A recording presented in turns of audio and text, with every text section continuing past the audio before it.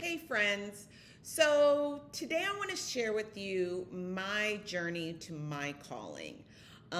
This is especially in reference to the video that I shared, the TED video that I shared with J.E. Sigler about the steps to discernment.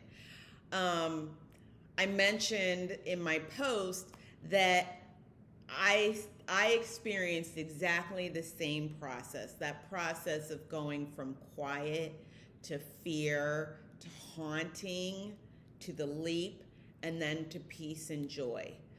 So my journey started out a few years ago, where I had actually, I can go back even further. Years ago, I had a career coach, or like 5 sessions with a career coach. And she walked through some great exercises on how I could discover my best life.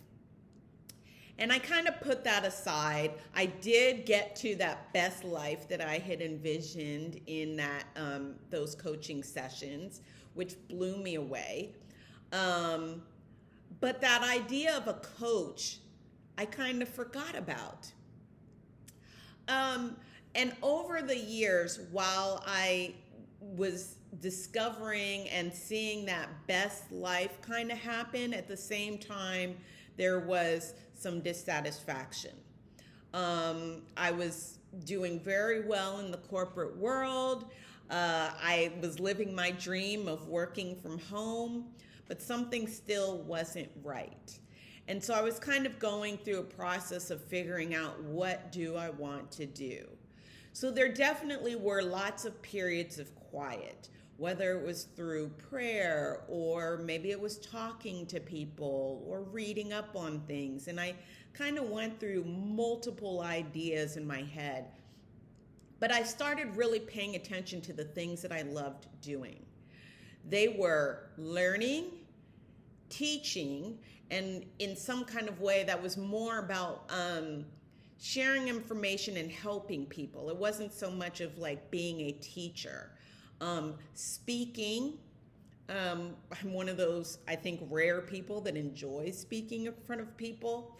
And sharing information.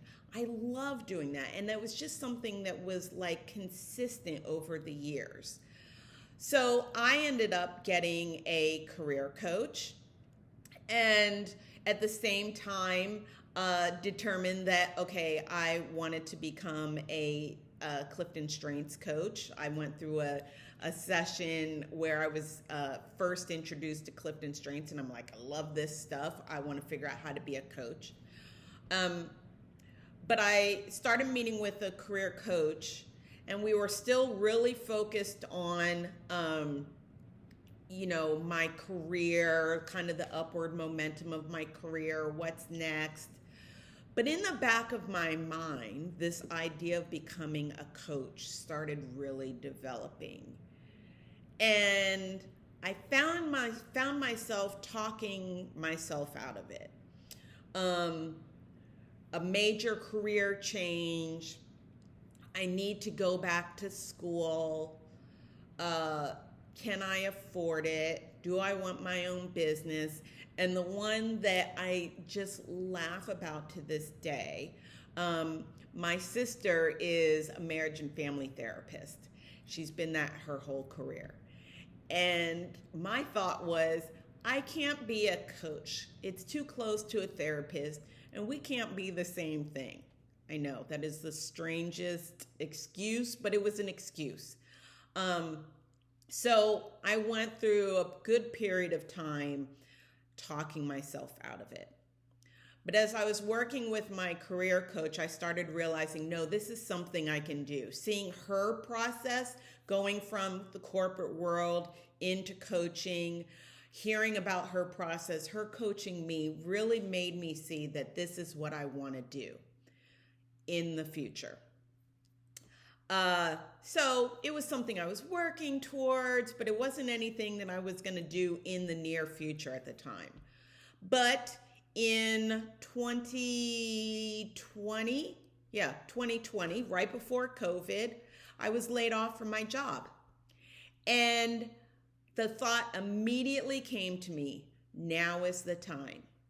Because that vision of being a coach outweighed the desire to go back, find another job, have a steady income, all of that. I wanted to be a coach, and now was the time. So I took that leap. And then that waiting period that I describe in the post, and how I also see it as like if you're jumping off a cliff. I think of a bird jumping out of a nest, or somebody who's like hang gliding and they go off a cliff, and there's kind of that period where you dip down a little bit and then you find that air, you catch the air. And then that peace and joy that just comes over you, where you're like, now I'm flying, now I'm sailing.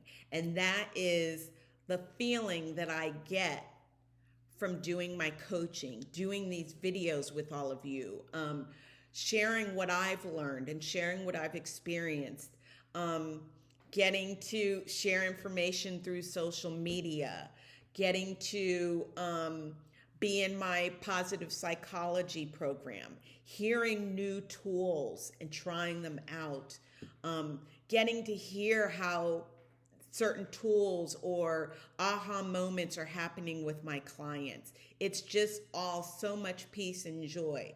Now, mind you, it's not easy. There are ups and downs, there are frustrations, there are fears, and all of that still creep in all the time. But at the end of the day, even those are seen as joy, because they're little obstacles. It's not like when I was in a career that I wasn't fulfilling me or didn't feel like a calling to me. It was a career, which is fine, and I enjoyed it, but it wasn't hitting this of peace and joy, even in the moments of struggle. So that's my story. And like I said, as soon as I saw this video, I was like, okay, yep, that's exactly the process that I went through. And I can say, yeah, you know it. You know it when you hit that point and you're like, this is what I want to do. This is what I want to do, whether I'm getting paid or not. This is what I want to do when, I'm struggling or have so many ideas in my head that I just get overwhelmed. But this is what I want to do. So hopefully that's encouraging to you as well. Hopefully it's an example of what that process looks like. And I encourage you to think about those things, those ideas, or those kind of nudgings that are, in the back of your mind that you've kind of been trying to squash, that maybe are starting to haunt you now. And maybe it's time to take that leap. So anyway, thanks for letting me share, guys. Talk to you later.